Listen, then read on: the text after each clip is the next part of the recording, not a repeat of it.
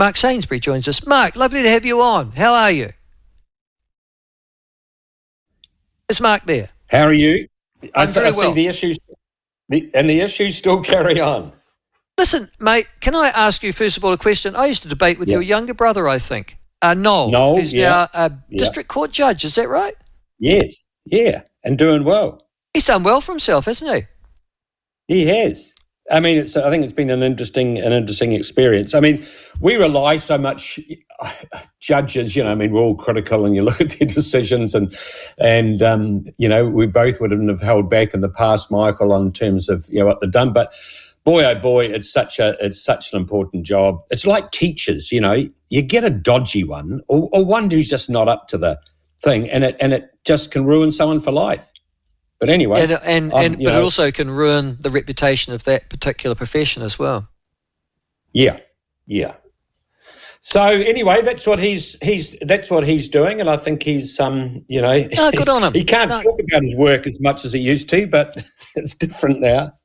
Yeah, well, that's the thing, isn't it, about judges in general. High Court. I remember a friend of mine became a district court judge, and he said your social life ceases almost immediately because all the people that you were socialising from your own profession.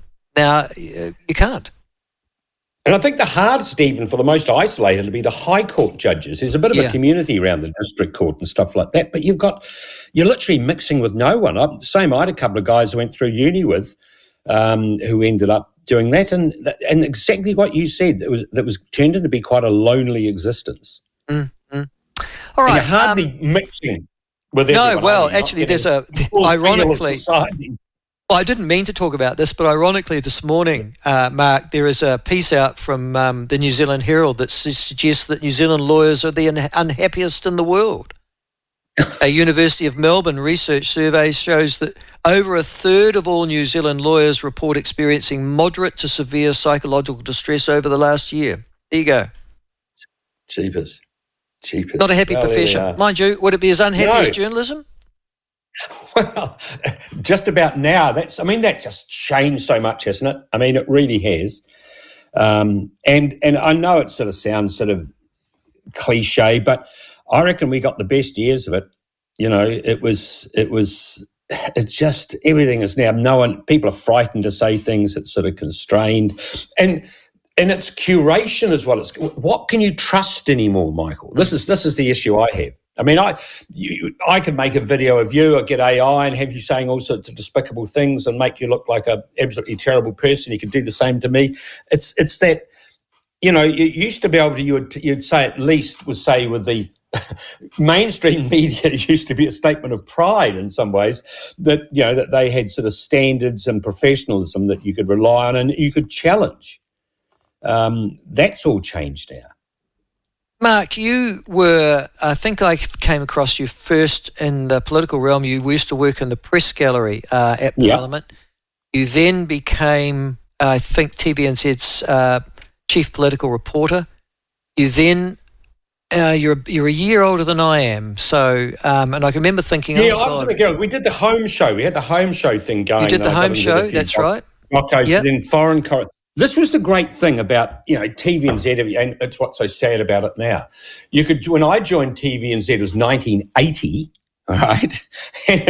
And that's when you saw everyone's pay rise would be published in the annual Gazette, you know, and you get a job and I could appeal against it and all that sort of stuff. So it really was a public service, but it went right through that. But you did so many different things. So, you know, we set up the home show. I was a foreign correspondent, you know, then came back and did long-form current affairs and political editor and then ended up, you know, doing hosting the evening show, you know, the interview show. So it was a great opportunity to do different stuff. So that's why I was there over 30 years. You know, I never expected to be there longer than 2, but it's like changing jobs all the time. It was like fresh stimulus. All that's gone now, you know.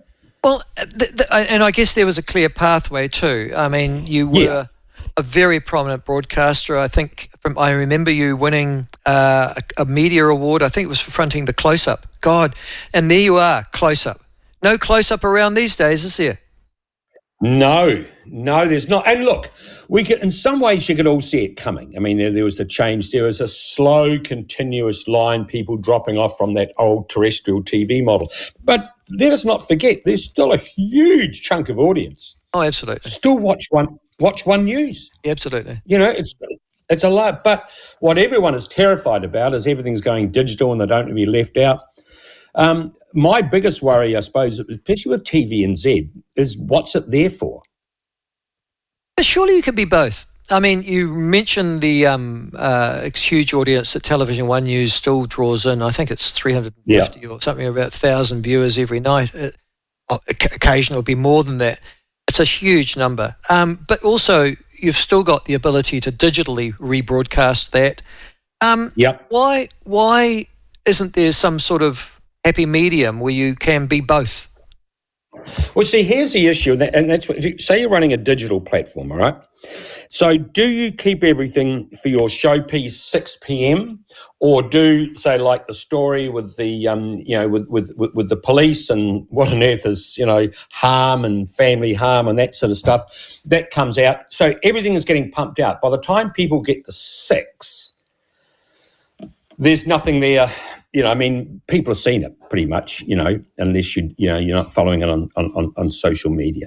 The other issue is maintaining things like sort of in the current affairs area, and that's where it's really missing. And the fact that, Q&A, which receives public funding, is really the only dedicated interview show on mainstream TV. Yeah. And that's why I suppose that issue around that was sort of so important and Luxon not going on. Look, at the end of the day, we don't have some supreme, we're the media, you must appear. You can embarrass them and force them and twist them and try and catch them out in the open if you can, but you can't force people to front up. No, but it does seem odd. I think it does seem odd though, Mark. Here we are. Radio New Zealand and TVNZ are publicly owned broadcasters. You and I and our taxation, everybody listening to us now, we pay for them. We don't instill in Radio New Zealand a profit margin at all, so it's a direct public 100% funded broadcaster. And then if it wasn't for the public and the taxpayer, TVNZ would cease to exist overnight. So in a funny sort of way, they belong to us, both those two mediums, which sometimes we're pretty upset about it because they don't seem to have a broad range of opinions as a public broadcaster, but nonetheless we still own them. Isn't there a responsibility therefore for public personalities, or certainly those who are elected by us, to appear on those fora to answer questions about how they're doing their job? So you're talking about, say, the employees, so as opposed to management, say someone like Jack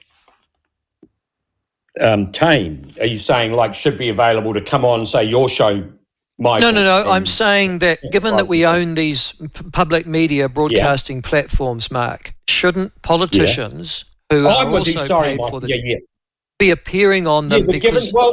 See, this comes back to this uneasy position, and they've never quite worked out what it is. And TVNZ's the classic, I can remember working there. You constantly felt like you're in a shop window, because at one stage we're all up for sale. Winston stopped that. Yeah. You might have been, I think you were around at the time. And, there's that whole sort of the obligation to, if it was like a BBC or even the ABC Australia, but it's a sort of quasi model. It's not quite public service broadcasting. I was always a great believer. I thought TVNZ had an obligation almost to be like a journal of record because no one else is going to do it. Yeah. There were certain things, and when I was political editor, there was certain stuff you would cover. If you're looking at it purely, say, from eyeballs, you'd say, no, that story's not going to make the cut. But some things, they were important that they became part of the public discourse, and there was an obligation to cover them. Yeah.